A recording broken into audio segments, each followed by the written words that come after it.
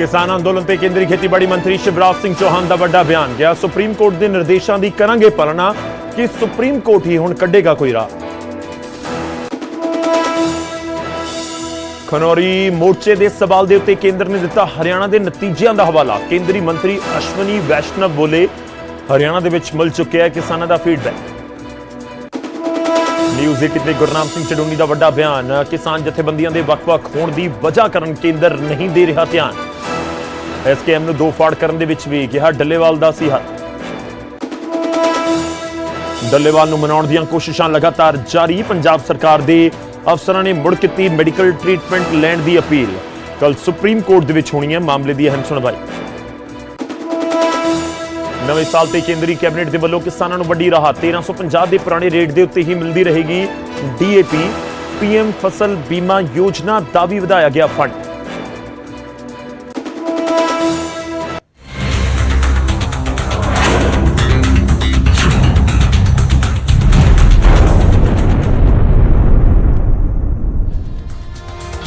सत श्री अकाल, नमस्कार। गौरव शुक्ला मैं हाँ तुहाडे नाल ते हाज़र हाँ। फर्क तां पैंदा है लैके फर्क तां पैंदे दे विच सब तो पहला साडे दर्शकां नूं नवे साल दीआं बहुत मुबारकां। और अज मैं शुरुआत करांगा बहुत सारियां खबरां तुहाडे तक पंजाब दीआं ते वख-वख थावां दीआं भी असीं रोज़ लैके आने हां। अज भी तुहानूं तस्वीरां ते खबरां दिखावांगे। मैं शुरुआत करदे हां कि किहड़ियां अहम खबरां अज दे इस खास शो दे विच होण वालीआं ने। अज असीं तुहानूं एक खबर दिखावांगे कि कर्फ्यू लग गया। एक थां दे उत्ते कर्फ्यू लग गया, पर कर्फ्यू लगण दी वजह की सी? हॉर्न वजाना। हॉर्न वजाउण दे उत्ते कर्फ्यू लग गया। खैर एक बेटी के जन्मदिन के उत्ते पिता का कतल कर दिता गया। गल चलाना की भी होएगी। चलान बहुत कट्टे जाते हैं। हर घंटे 27,000 रुपये का चलान होया। कित्थे हो रहे हैं तुहानूं थोड़ा जिहा अंदाजा होएगा, डिटेल च मैं अगे दसांगा। ते गल एक टीचर की करांगे जिसने कुटमार करन दे इल्जाम लगाए ने। इस दे नाल ही तुहानूं दिखावांगे कि दिल्ली दे विच किस तरीके नाल सैलीब्रेशन किया गया नवे साल का। इंडिया गेट तो कुछ तस्वीरां ने बड़ियां जबरदस्त कि किवें दिल्ली वाले सड़कों के उत्ते निकले ते खूब जश्न मनाते नजर आए। अज जिक्र दलजीत दोसांझ का भी करांगे, उन्होंने शो का भी, लुधियाने वाले शो की भी गल अज के शो के असीं करांगे। पर शुरुआत करन जा रहे हैं सब तो पहला गल किसान अंदोलन की। किसान अंदोलन के उत्ते केंद्रीय खेतीबाड़ी मंत्री शिवराज सिंह चौहान का एक बड़ा बयान सामने आया। तो उन्होंने कहा कि सुप्रीम कोर्ट के निर्देशों का असीं इंतजार करांगे, सुप्रीम कोर्ट के आदेशों की असीं पालना करांगे। इस खबर तो ही शुरुआत करन जा रहे हैं। सुप्रीम कोर्ट के निर्देशों की पालना करांगे शिवराज सिंह चौहान के वल्लों कहा गया। तो कहा कि मैं हमेशा किसानों के नाल चर्चा करता ही रहिंदा हां। अभिमन्यु कुहाड़ ने केंद्र सरकार के उत्ते इस मुद्दे पर निशाना साधिया ते कहा कि सरकार संसद की कमेटी की रिपोर्ट मन्ने। संसदीय कमेटी ने एमएसपी की सिफारिश की है।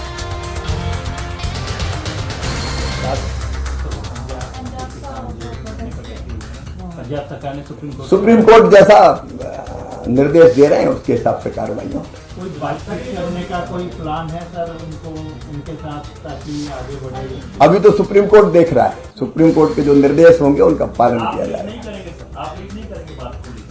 मैं तो हमेशा किसान संगठनों से लगातार चर्चा करता ही रहता हूं। हर मंगलवार को मिलते ही।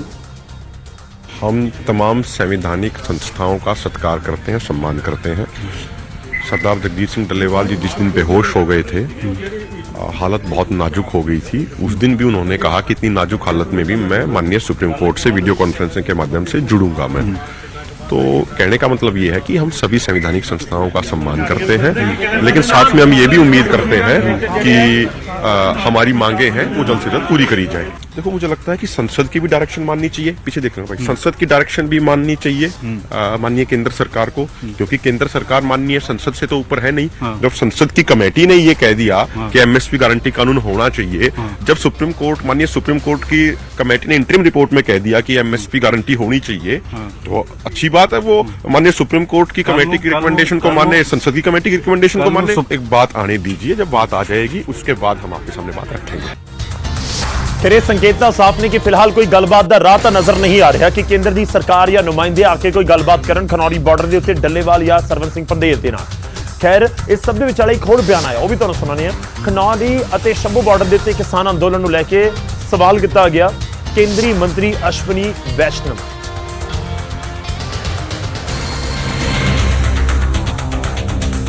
ਦਰਅਸਲ ਕੇਂਦਰੀ ਕੈਬਨਿਟ ਦੇ ਫੈਸਲਿਆਂ ਨੂੰ ਲੈ ਕੇ ਕੇਂਦਰੀ ਮੰਤਰੀ ਅਸ਼ਵਨੀ ਵੈਸ਼ਨਵ ਬਰੀਫਿੰਗ ਕਰ ਰਹੇ ਸੀ। ਉਸ ਸਮੇਂ ਉਹਨਾਂ ਤੋਂ ਕਿਸਾਨ ਅੰਦੋਲਨ ਨੂੰ ਲੈ ਕੇ ਸਵਾਲ ਕਰ ਲਿਆ ਗਿਆ, ਜਿਸ ਦੇ ਉੱਤੇ ਉਹਨਾਂ ਨੇ ਹਰਿਆਣਾ ਦੇ ਨਤੀਜਿਆਂ ਦਾ ਹਵਾਲਾ ਦੇ ਦਿੱਤਾ। आप हरियाणा के चुनाव के दौरान अगर घूमे होंगे, किसानों ने कितना ज़बरदस्त फीडबैक दिया था कि आंदोलन वर्सेस रियल वेलफेयर वर्सेस किसानों का भला कैसे इन 10 वर्षों में हुआ। आपने खुद भी देखा, आपने फीडबैक भी शेयर किया था नहीं। ਕੇਂਦਰੀ ਮੰਤਰੀ ਦੇ ਕਿਸਾਨ ਅੰਦੋਲਨ ਦੇ ਉੱਤੇ ਸਵਾਲ ਦੇ ਜਵਾਬ ਦੇ ਵਿੱਚ ਕੀ ਸੰਕੇਤ ਲੁਕੇ ਹੋਏ ਨੇ ਕਿ ਇਹ ਸੰਕੇਤ ਹੈ ਕਿ ਕੇਂਦਰ ਅਜੇ ਕਿਸਾਨਾਂ ਦੇ ਨਾਲ ਗੱਲਬਾਤ ਦੇ ਮੂਡ ਦੇ ਵਿੱਚ ਨਹੀਂ ਹੈ।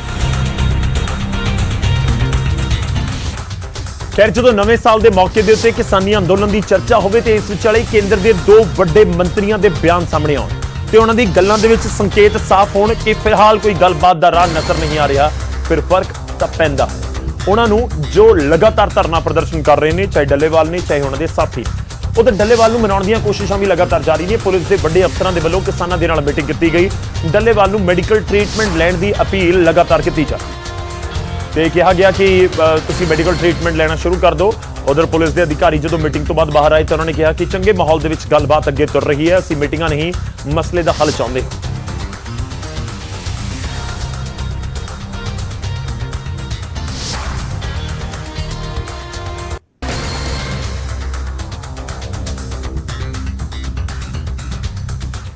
ਹੁਣ ਅੱਗੇ ਵਧਦੇ ਅਗਲੀ ਖਬਰ ਦਾ ਰੁਖ ਕਰਦੇ ਹਾਂ। ਸ਼ੰਭੂ ਅਤੇ ਖਨੌਰੀ ਬਾਰਡਰ ਦੇ ਉੱਤੇ ਚੱਲ ਰਹੇ ਕਿਸਾਨ ਅੰਦੋਲਨ ਨੂੰ ਲੈ ਕੇ ਸੁਪਰੀਮ ਕੋਰਟ ਦੇ ਵੱਲੋਂ ਬਣਾਈ ਗਈ ਕਮੇਟੀ ਦੀ ਮੀਟਿੰਗ ਦੇ ਵਿੱਚ ਸੰਯੁਕਤ ਕਿਸਾਨ ਮੋਰਚਾ ਸ਼ਾਮਿਲ ਨਹੀਂ ਹੋਵੇ।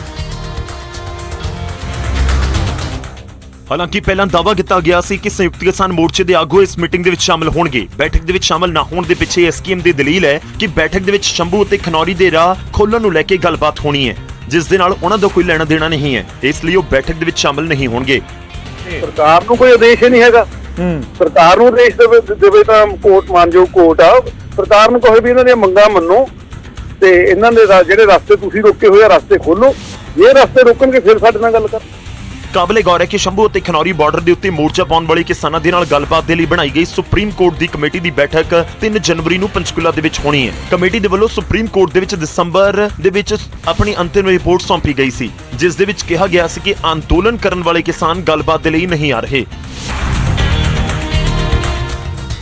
ਫਿਰ ਐਸਕੇਐਮ ਦੇ ਵੱਲੋਂ ਜੋ ਫੈਸਲਾ ਲਿਆ ਗਿਆ ਉਹ ਕਿਸੇ ਪੁਆਇੰਟ ਦੇ ਉੱਤੇ ਜਾ ਕੇ ਤੁਸੀਂ ਠੀਕ ਵੀ ਕਹਿ ਸਕਦੇ ਹੋ, ਕਿਉਂਕਿ ਜੇਕਰ ਐਸਕੇਐਮ ਦੇ ਆਗੂ ਜਾ ਕੇ ਉੱਥੇ ਗੱਲਬਾਤ ਦੇ ਜ਼ਰੀਏ ਮੰਨ ਵੀ ਜਾਣ ਕੇ ਠੀਕ ਹੈ ਬਾਰਡਰ ਖੋਲ ਦੋ, ਤਾਂ ਇਹ ਫੈਸਲਾ ਦੋ ਫਾਰਮਾਂ ਨੇ ਲੈਣਾ ਹੈ, ਪੰਧੇੜ ਤੇ ਡੱਲੇਵਾਲ ਦੀਆਂ ਜਥੇਬੰਦੀਆਂ ਨੇ। ਉਧਰ ਕੇਂਦਰ ਸਰਕਾਰ ਡੀਏਪੀ ਖਾਦ ਬਣਾਉਣ ਵਾਲੀਆਂ ਕੰਪਨੀਆਂ ਨੂੰ ਇੱਕ ਵਿਸ਼ੇਸ਼ ਪੈਕੇਜ ਦੇਵੇ।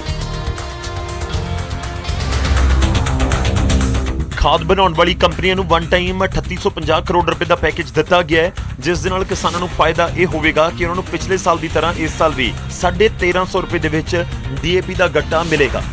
देखो, सीजन के हिसाब से डीएपी मिलता है और लास्ट ईयर भी ठीक से सप्लाई हुई थी। इस साल भी तैयारी उसकी ऑलरेडी, जैसे सीजन में जैसे रिक्वायरमेंट होगी सप्लाई मिलेगी।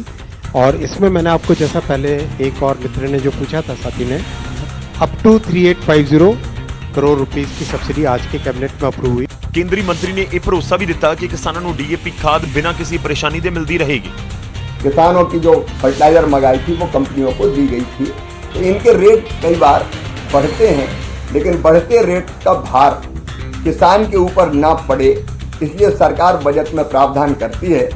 साल के पहले दिन हुई कैबिनेट बैठक ਦੇ ਵਿੱਚ प्रधानमंत्री फसल बीमा योजना का दायरा भी ਵਧਾਇਆ ਗਿਆ। ਇਸ ਦੇ ਲਈ 69,515 ਕਰੋੜ ਰੁਪਏ ਦੀ ਤਜਵੀਜ਼ ਰੱਖੀ ਗਈ ਹੈ। और किसानों का धरना दूजे पासे लगातार जारी है। डीएपी की इस बार खूब मारामारी रही सी जो कणक का बिल्कुल सीजन चल रहा सी। खैर इस बार दावा हुण यही किया जा रहा है कि 1350 रुपए की बोरी गट्टा मिलेगा किसानों। ਹੁਣ ਅੱਗੇ ਵਧਦੇ ਨਵੇਂ ਸਾਲ ਦਾ ਜ਼ਿਕਰ ਹੋ ਰਿਹਾ। ਨਵੇਂ ਸਾਲ ਦੇ ਵਿੱਚ ਆਰਥਿਕ ਮੋਰਚੇ ਦੇ ਉੱਤੇ ਕਈ ਬਦਲਾਅ ਸਾਹਮਣੇ ਆ ਰਹੇ ਨੇ, ਇਸ ਕਰਕੇ ਇੱਕ ਖਬਰ ਵੀ ਤੁਹਾਡੇ ਲਈ ਬਹੁਤ ਇੰਪੋਰਟੈਂਟ ਹੈ। ਤਾਂ ਸਾਲ 2025 ਦੇ ਲਈ ਫਾਈਨੈਂਸ਼ੀਅਲ ਪਲਾਨ ਬਣਾਉਣ ਤੋਂ ਪਹਿਲਾਂ ਇਹਨਾਂ ਬਦਲਾਵਾਂ ਨੂੰ ਵੀ ਜਾਣ ਲਵੋ। ਨਵੇਂ ਸਾਲ ਦੀ ਸ਼ੁਰੂਆਤ ਦੇ ਨਾਲ ਹੀ ਕਮਰਸ਼ੀਅਲ LPG ਸਿਲੰਡਰ 14 ਤੋਂ 16 ਰੁਪਏ ਸਸਤਾ ਹੋਇਆ ਹੈ। ਤਾਂ ਉੱਥੇ ਘਰੇਲੂ ਰਸੋਈ ਗੈਸ ਦੀਆਂ ਕੀਮਤਾਂ ਦੇ ਵਿੱਚ ਕੋਈ ਬਦਲਾਅ ਨਹੀਂ ਹੋਇਆ। ਇਸ ਦੇ ਨਾਲ ਹੀ ਪੈਨਸ਼ਨਰ ਆਪਣੀ ਪੈਨਸ਼ਨ ਦੇਸ਼ ਦੇ ਕਿਸੇ ਵੀ ਬੈਂਕ ਤੋਂ ਕਢਵਾ ਸਕਣਗੇ। ਜੇਕਰ ਤੁਸੀਂ UPI 123 ਪੇ ਦੇ ਜ਼ਰੀਏ ਪੇਮੈਂਟ ਕਰਦੇ ਹੋ ਤਾਂ ਹੁਣ 10,000 ਰੁਪਏ ਤੱਕ ਦੀ ਆਨਲਾਈਨ ਪੇਮੈਂਟ ਹੋ ਸਕੇਗੀ। ਪਹਿਲਾਂ 5,000 ਰੁਪਏ ਤੱਕ ਹੀ ਆਨਲਾਈਨ ਪੇਮੈਂਟ ਹੁੰਦੀ ਸੀ। UPI 123 ਪੇ ਬਿਨਾਂ ਇੰਟਰਨੈਟ ਕਨੈਕਸ਼ਨ ਦਾ ਇਹ ਕੰਮ ਕਰਦਾ ਹੈ ਕਿ ਜੇਕਰ ਕਾਰ ਖਰੀਦਣਾ ਚਾਹੁੰਦੇ ਹੋ ਤਾਂ ਕਾਰਾਂ ਦੀ ਕੀਮਤ ਦੇ ਵਿੱਚ 2 ਤੋਂ 4% ਦਾ ਇਜ਼ਾਫਾ ਹੋਇਆ ਹੈ। ਇਸ ਦੇ ਨਾਲ ਜੇਕਰ ਡੇਟਾ ਦੇ ਬਿਨਾਂ ਫੋਨ ਇਸਤੇਮਾਲ ਕਰਦੇ ਹੋ, ਹੁਣ ਤੁਹਾਨੂੰ ਬਿਨਾਂ ਡੇਟਾ ਪੈਕ ਵਾਲਾ ਕਾਲਿੰਗ ਰੀਚਾਰਜ ਆਪਸ਼ਨ ਮਿਲੇਗਾ। ਇਹੋ ਨਹੀਂ, ਜੇਕਰ ਤੁਹਾਡੇ ਰਾਸ਼ਨ ਕਾਰਡ ਦੀ KYC ਨਹੀਂ ਹੋਈ ਤਾਂ ਉਹ ਰੱਦ ਹੋ ਜਾਣਗੇ। ਤਾਂ ਅਜਿਹੇ ਦੇ ਵਿੱਚ ਤੁਹਾਨੂੰ ਇਹਨਾਂ ਸਾਰੀਆਂ ਗੱਲਾਂ ਨੂੰ ਧਿਆਨ ਦੇ ਵਿੱਚ ਰੱਖ ਕੇ 2025 ਦੇ ਲਈ ਆਪਣੇ ਪਲਾਨਸ ਬਣਾਉਣੇ ਹੋਣਗੇ। ਜੀ ਬਿਲਕੁਲ, 2025 ਦੇ ਵਿੱਚ ਕੁਝ ਬਦਲਾਅ ਹੋਏ ਨੇ ਤੇ ਹਰ ਚੀਜ਼ ਤੁਹਾਡੇ ਤੱਕ ਪਹੁੰਚੇ, ਸਾਡੀ ਵੀ ਜ਼ਿੰਮੇਵਾਰੀ ਹੈ। ਅੱਗੇ ਵਧਦੇ ਤੇ ਗੱਲ ਹੁਣ ਠੰਡ ਦੀ। ਕੜਾਕੇ ਦੀ ਠੰਡ ਅਤੇ ਸੀਤ ਲਹਿਰ ਦੇ ਵਿਚਾਲੇ ਨਵੇਂ ਸਾਲ ਦੇ ਮੌਕੇ ਦੇ ਉੱਤੇ ਖੂਬ ਜਸ਼ਨ ਮਨਾਏ ਗਏ ਔਰ ਇੰਡੀਆ ਗੇਟ ਦਿੱਲੀ ਦੇ ਵਿੱਚ ਕਿਸ ਤਰੀਕੇ ਨਾਲ ਲੋਕਾਂ ਦੀ ਭੀੜ ਨਜ਼ਰ ਆਈ ਹੈ, ਇੰਡੀਆ ਗੇਟ ਦੀਆਂ ਕੁਝ ਤਸਵੀਰਾਂ ਤੁਹਾਡੇ ਸਾਹਮਣੇ। ਵੱਡੀ ਗਿਣਤੀ ਦੇ ਵਿੱਚ ਲੋਕ ਆਪਣੇ ਅੰਦਾਜ਼ ਦੇ ਵਿੱਚ ਨਿਊ ਈਅਰ ਸੈਲੀਬ੍ਰੇਟ ਕਰਨ ਦੇ ਲਈ ਘਰਾਂ ਤੋਂ ਬਾਹਰ ਨਿਕਲੇ। ਦਿੱਲੀ ਦੀ ਇਤਿਹਾਸਿਕ ਇਮਾਰਤਾਂ ਦੇ ਵਿੱਚ ਸਭ ਤੋਂ ਮਸ਼ਹੂਰ ਇੰਡੀਆ ਗੇਟ ਦੇ ਉੱਤੇ ਲੋਕਾਂ ਦਾ ਵੱਡਾ ਸੈਲਾਬ ਦੇਖਣ ਨੂੰ ਮਿਲਿਆ। इंडिया गेट, जहां न सिर्फ दिल्ली से बल्कि देश भर से लोग यहां पर पहुंचते हैं। और जरा एक बार आप तस्वीर इंडिया गेट के आसपास देख लीजिए, कितनी बड़ी तादाद में लोग नए साल की शाम में इस जश्न को मनाने के लिए पहुंचे हैं। ਇੰਡੀਆ ਗੇਟ ਦੇ ਉੱਤੇ ਸਵੇਰ ਤੋਂ ਹੀ ਲੋਕਾਂ ਦਾ ਜਮਾਵੜਾ ਸ਼ੁਰੂ ਹੋ ਗਿਆ ਸੀ। ਪਰਿਵਾਰ ਅਤੇ ਦੋਸਤਾਂ ਦੇ ਨਾਲ ਇੱਥੇ ਲੋਕ ਪਿਕਨਿਕ ਮਨਾਉਣ ਆਏ ਅਤੇ ਇੱਕ ਦੂਜੇ ਨੂੰ ਨਵੇਂ ਸਾਲ ਦੀਆਂ ਵਧਾਈਆਂ ਦਿੱਤੀਆਂ। ਇੰਡੀਆ ਗੇਟ ਦੀ ਰੌਣਕ ਨੇ ਦਿੱਲੀ ਵਾਸੀ ਅਤੇ ਸੈਲਾਨੀਆਂ ਦੇ ਉਤਸ਼ਾਹ ਨੂੰ ਹੋਰ ਵਧਾ ਦਿੱਤਾ। ਖੈਰ ਖੂਬ ਜਸ਼ਨ ਮਨਾਏ ਗਏ ਨੇ ਔਰ ਜਸ਼ਨ ਨਵੇਂ ਸਾਲ ਦੀ ਕੁਝ ਇਸ ਤਰੀਕੇ ਨਾਲ ਜਾਰੀ ਰਹਿੰਦੇ ਨੇ। ਦਿੱਲੀ ਦੇ ਵਿੱਚ ਇਹ ਭੀੜ ਇਸ ਕਰਕੇ ਵੀ ਕਿਉਂਕਿ ਬਹੁਤ ਸਾਰੀਆਂ ਕੰਪਨੀਆਂ ਦੇ ਵਿੱਚ ਬਹੁਤ ਸਾਰੀਆਂ ਥਾਵਾਂ ਦੇ ਉੱਤੇ 1 ਤਰੀਕ ਦੀ ਛੁੱਟੀ ਵੀ ਹੁੰਦੀ ਹੈ। ਤਾਂ ਛੁੱਟੀ ਨੂੰ ਸੈਲੀਬ੍ਰੇਟ ਕਰਨ ਦੇ ਲਈ ਵੀ ਬਹੁਤ ਸਾਰੇ ਲੋਕ ਨਿਕਲਦੇ ਨੇ ਤੇ ਇੰਡੀਆ ਗੇਟ ਪਹੁੰਚ ਜਾਂਦੇ ਨੇ। ਇਨਫੈਕਟ ਜੇ ਮੈਂ ਪੰਜਾਬ ਦਾ ਜ਼ਿਕਰ ਕਰ ਲਵਾਂ, ਅਲੱਗ-ਅਲੱਗ ਥਾਵਾਂ ਦੇ ਉੱਤੇ ਤੁਸੀਂ ਵੀ ਪਹੁੰਚ ਕੇ ਜ਼ਰੂਰ ਜਸ਼ਨ ਮਨਾਇਆ ਹੋਵੇਗਾ। ਅੱਗੇ ਵਧਦੇ ਹਾਂ, ਵਾਰੀ ਅੱਜ ਦੇ ਸਵਾਲ ਦੀ। ਅੱਜ ਦਾ ਸਵਾਲ ਇੰਡੀਆ ਗੇਟ ਦੇ ਨਾਲ ਹੀ ਜੁੜਿਆ ਹੋਇਆ ਪੁੱਛ ਰਹੇ ਹਾਂ। ਸਵਾਲ ਕਿ ਇੰਡੀਆ ਗੇਟ ਦਾ ਆਰਕੀਟੈਕਚਰ ਕਿਸ ਤੋਂ ਪ੍ਰੇਰਿਤ ਹੈ? 4 ਆਪਸ਼ਨਸ ਤੁਹਾਡੇ ਸਾਹਮਣੇ ਨੇ। Eiffel Tower, Arc de Triomphe, option C Gateway of India ਜਾਂ ਆਪਸ਼ਨ ਡੀ ਵਿਕਟੋਰੀਆ ਮੈਮੋਰੀਅਲ। ਸਹੀ ਜਵਾਬ ਕੀ ਹੈ? ਥੋੜੀ ਦੇਰ ਦੇ ਵਿੱਚ ਪੂਰੀ ਜਾਣਕਾਰੀ ਦੇ ਨਾਲ ਤੁਹਾਡੇ ਸਾਹਮਣੇ ਇਸ ਸਵਾਲ ਦਾ ਜਵਾਬ ਅਸੀਂ ਰੱਖਾਂਗੇ। ਉਧਰ ਸੁਖਬੀਰ ਸਿੰਘ ਬਾਦਲ ਆਪਣੀ ਪਤਨੀ MP ਹਰਸਿਮਰਤ ਕੌਰ ਬਾਦਲ ਦੇ ਨਾਲ ਦਰਬਾਰ ਸਾਹਿਬ ਦੇ ਵਿੱਚ ਨਤਮਸਤਕ ਹੋਣ ਦੇ ਲਈ ਪਹੁੰਚੇ। ਸਜ਼ਾ ਪੂਰੀ ਕਰਨ ਤੋਂ ਬਾਅਦ ਸੁਖਬੀਰ ਸਿੰਘ ਬਾਦਲ ਪਹਿਲੀ ਵਾਰ ਦਰਬਾਰ ਸਾਹਿਬ ਪਹੁੰਚੇ। ਇਸ ਵਾਰ ਦਰਬਾਰ ਸਾਹਿਬ ਦੇ ਵਿੱਚ ਪਿਛਲੀ ਵਾਰ ਤੋਂ ਜ਼ਿਆਦਾ ਸੁਰੱਖਿਆ ਤੈਨਾਤ ਸੀ। ਕਰੜੀ ਸੁਰੱਖਿਆ ਦੇ ਵਿਚਾਲੇ ਸੁਖਬੀਰ ਬਾਦਲ ਅਤੇ ਹਰਸਿਮਰਤ ਕੌਰ ਬਾਦਲ ਦੋਵਾਂ ਨੇ ਦਰਬਾਰ ਸਾਹਿਬ ਦੇ ਵਿੱਚ ਮੱਥਾ ਟੇਕਿਆ। ਨਵੇਂ ਸਾਲ ਦੀ ਮੈਂ ਸਾਰੇ ਖਾਲਸਾ ਪੰਥ ਨੂੰ, ਪੰਜਾਬੀਆਂ ਨੂੰ, ਦੇਸ਼ ਵਾਸੀਆਂ ਨੂੰ ਲੱਖ ਲੱਖ ਵਧਾਈ ਦਿੰਦਾ। ਗੁਰੂ ਮਹਾਰਾਜ ਮਿਹਰ ਕਰਨ, ਬਖਸ਼ਿਸ਼ ਕਰਨ, ਸਮੁੱਚੀ ਕੌਮ ਨੂੰ, ਆਪਣੇ ਦੇਸ਼ ਵਾਸੀਆਂ ਨੂੰ ਆ ਸਾਲ ਚੜ੍ਹਦੀ ਕਲਾ ਦਾ ਸਾਲ ਹੋਏ। ਦੱਸਦੀ ਕਿ ਸੁਖਬੀਰ ਬਾਦਲ ਦੇ ਉੱਤੇ ਦਰਬਾਰ ਸਾਹਿਬ ਦੇ ਬਾਹਰ 4 ਦਸੰਬਰ ਨੂੰ ਨਾਰਾਇਣ ਸਿੰਘ ਚੌੜਾ ਨੇ ਹਮਲਾ ਕਰ ਦਿੱਤਾ ਸੀ। ਹਾਲਾਂਕਿ ਇਸ ਹਮਲੇ 'ਚ ਸੁਖਬੀਰ ਬਾਦਲ ਵਾਲ-ਵਾਲ ਬਚ ਗਏ ਸਨ।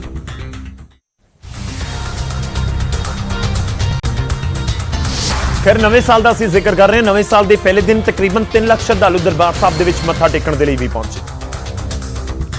ਦਰਅਸਲ 31 ਦਸੰਬਰ ਰਾਤ 9 ਵਜੇ ਤੋਂ ਹੀ ਦਰਬਾਰ ਸਾਹਿਬ ਦੇ ਵਿੱਚ ਸੰਗਤ ਦਾ ਪਹੁੰਚਣਾ ਸ਼ੁਰੂ ਹੋ ਗਿਆ ਸੀ ਤੇ ਸੰਗਤ ਇੰਨੀ ਵੱਧ ਗਿਣਤੀ ਦੇ ਵਿੱਚ ਪਹੁੰਚੀ ਕਿ ਲੋਕਾਂ ਨੂੰ ਗੋਲਡਨ ਟੈਂਪਲ ਦੀ ਪਰਿਕਰਮਾ ਦੇ ਵਿੱਚ ਪੈਦਲ ਚੱਲਣ ਦੇ ਵਿੱਚ ਵੀ ਮਸ਼ੱਕਤ ਕਰਨੀ ਪੈ ਰਹੀ ਸੀ। ਪਰਿਕਰਮਾ ਦੇ ਵਿੱਚ ਚਾਰੇ ਪਾਸੇ ਸੰਗਤ ਹੀ ਸੰਗਤ ਨਜ਼ਰ ਆਈ ਔਰ ਉਸ ਦੀਆਂ ਕੁਝ ਤਸਵੀਰਾਂ ਵੀ ਸਾਹਮਣੇ ਆਈਆਂ।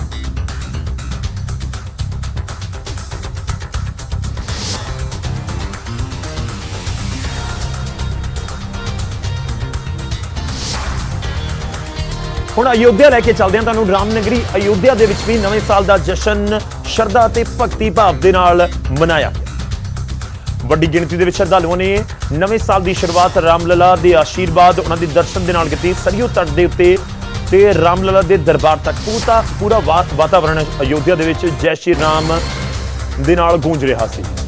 ਧੁੰਦ ਅਤੇ ਠੰਡ ਦੇ ਉੱਤੇ ਆਸਥਾ ਭਾਰੀ ਪੈ ਗਈ। ਰਾਮਲਲਾ ਦੀ ਮੰਗਲ ਆਰਤੀ ਤੋਂ ਸ਼ੁਰੂ ਹੋਇਆ ਦਰਸ਼ਨ ਪੂਜਨ ਦਾ ਸਿਲਸਿਲਾ ਸ਼ਾਮ ਤੱਕ ਆਰਤੀ ਤੱਕ ਜਾਰੀ ਰਿਹਾ। ਦੇਰ ਸ਼ਾਮ ਤੱਕ 2 ਲੱਖ ਤੋਂ ਜ਼ਿਆਦਾ ਭਗਤਾਂ ਨੇ ਅਯੋਧਿਆ ਦੇ ਵਿੱਚ ਰਾਮ ਮੰਦਿਰ 'ਚ ਹਾਜ਼ਰੀ ਲਗਵਾਈ।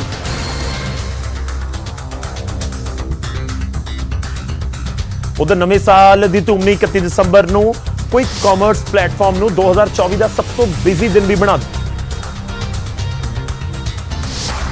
ਨਵੇਂ ਸਾਲ ਦੀ ਸ਼ਾਮ ਦੇ ਉੱਤੇ grapes, chips, fruit, beer, ice cubes ਅਤੇ cold drinks quick commerce platform ਦੇ ਉੱਤੇ ਸਭ ਤੋਂ ਜ਼ਿਆਦਾ ਆਰਡਰ ਕੀਤੇ ਗਏ। ਬਲਿੰਕਿਟ ਤੇ ਸਵੀਗੀ, ਇੰਸਟਾਮਾਰਟ ਦੇ ਅੰਕੜਿਆਂ ਦੇ ਮੁਤਾਬਿਕ ਪਨੀਰ ਅਤੇ ਦੁੱਧ ਵਰਗੀਆਂ ਰੋਜ਼ਮਰਾ ਦੀਆਂ ਚੀਜ਼ਾਂ ਵੀ ਸਰਚ ਦੇ ਵਿੱਚ ਟੌਪ ਦੇ ਉੱਤੇ ਰਹੀਆਂ। ਉੱਥੇ ਇਹਨਾਂ ਦੇ ਵਿੱਚ ਸਭ ਤੋਂ ਵੱਧ ਗ੍ਰੇਪਸ ਦੀ ਡਿਮਾਂਡ ਨੇ ਸਭ ਦਾ ਧਿਆਨ ਖਿੱਚਿਆ, ਕਿਉਂਕਿ ਦੁਨੀਆ ਭਰ ਦੇ ਵਿੱਚ ਲੋਕ ਸਪੈਨਿਸ਼ ਰਵਾਇਤ ਦੇ ਤਹਿਤ ਅੱਧੀ ਰਾਤ ਨੂੰ 12 ਹਰੇ ਅੰਗੂਰ ਖਾਣ ਦਾ ਸੰਕਲਪ ਲੈ ਰਹੇ ਸੀ, ਜਿਸ ਨੂੰ ਇੱਕ ਵਧੀਆ ਸਾਈਨ ਕਿਹਾ ਜਾਂਦਾ ਹੈ। ਜਾਣਕਾਰੀ ਦੇ ਮੁਤਾਬਿਕ ਗੋਆ ਦੇ ਵਿੱਚ ਇੱਕ ਗ੍ਰਾਹਕ ਨੇ ਪਾਰਟੀ ਦੇ ਲਈ 70,325 ਰੁਪਏ ਦਾ ਸਭ ਤੋਂ ਮਹਿੰਗਾ ਆਰਡਰ ਕੀਤਾ। ਉੱਥੇ ਸਵੀਗੀ ਨੇ 4940 ਲੋਕਾਂ ਨੇ ਗਰਲਫ੍ਰੈਂਡ ਸਰਚ ਕੀਤਾ, ਜਦਕਿ 40 ਨੇ ਲਾੜੇ ਨੂੰ ਸਰਚ ਕੀਤਾ।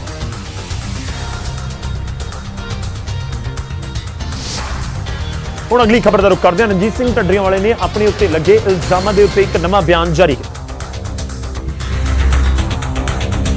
ਢੱਡਰੀਆਂ ਵਾਲੇ ਨੇ ਮੂਸੇਵਾਲੇ ਦੇ ਗਾਣੇ ਦਾ ਜ਼ਿਕਰ ਕੀਤਾ ਅਤੇ ਕਿਹਾ ਕਿ ਮੁਸੀਬਤ ਤਾਂ ਮਰਦਾਂ ਤੇ ਪੈਂਦੀ ਰਹਿੰਦੀ ਹੈ, ਕੁਝ ਖਤਮ ਨਹੀਂ ਹੁੰਦਾ, ਦੁੱਖ ਅਤੇ ਖੁਸ਼ੀਆਂ ਆਉਂਦੀਆਂ ਰਹਿੰਦੀਆਂ ਨੇ।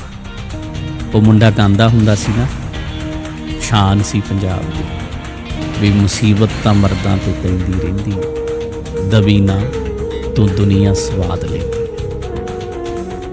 ਸਵਾਦ ਲੈਂਦੇ ਨੇ ਤੇ ਤੁਹਾਡੀ ਜ਼ਿੰਦਗੀ 'ਚ ਕੁਝ ਗਲਤ ਹੋਏਗਾ, ਲੋਕ ਸਵਾਦ ਲੈਣਗੇ, ਮੂੰਹ ਜੋੜ ਜੋੜ ਗੱਲਾਂ ਕਰਨਗੇ। ਦਰਅਸਲ ਰਣਜੀਤ ਸਿੰਘ ਢੱਡੀਆਂ ਵਾਲੇ ਦੇ ਖਿਲਾਫ ਰੇਪ ਅਤੇ ਕਤਲ ਦਾ ਮਾਮਲਾ ਦਰਜ ਹੋ ਚੁੱਕਿਆ ਹੈ। 12 ਸਾਲ ਪਹਿਲਾਂ ਪਰਮੇਸ਼ਵਰ ਦੁਆਰ ਦੇ ਵਿੱਚ ਕੁੜੀ ਦੀ ਮੌਤ ਹੋਈ ਸੀ। ਕੁੜੀ ਦਾ ਭਰਾ ਹਾਈ ਕੋਰਟ ਪਹੁੰਚਿਆ, ਜਿਸ ਤੋਂ ਬਾਅਦ ਢੱਡੀਆਂ ਵਾਲੇ ਦੇ ਖਿਲਾਫ ਕੇਸ ਦਰਜ ਕੀਤਾ ਗਿਆ ਹੈ। ਅਜੇ ਇਸ ਮਾਮਲੇ 'ਚ ਪੁਲਿਸ ਜਾਂਚ ਜਾਰੀ ਹੈ।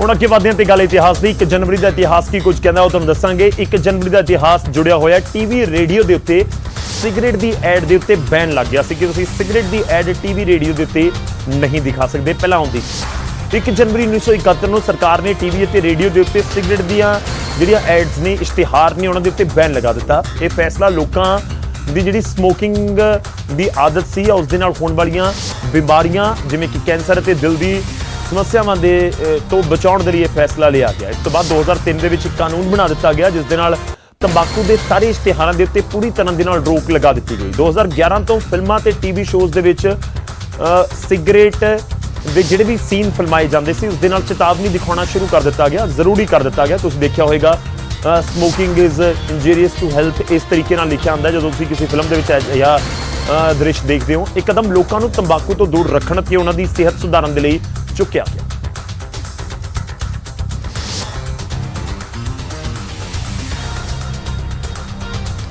ਵੇਲਾ ਬਹੁਤ ਛੋਟੇ ਜਿਹੇ ਬ੍ਰੇਕ ਦਾ, ਬ੍ਰੇਕ ਤੋਂ ਬਾਅਦ ਗੱਲ ਦਲਜੀਤ।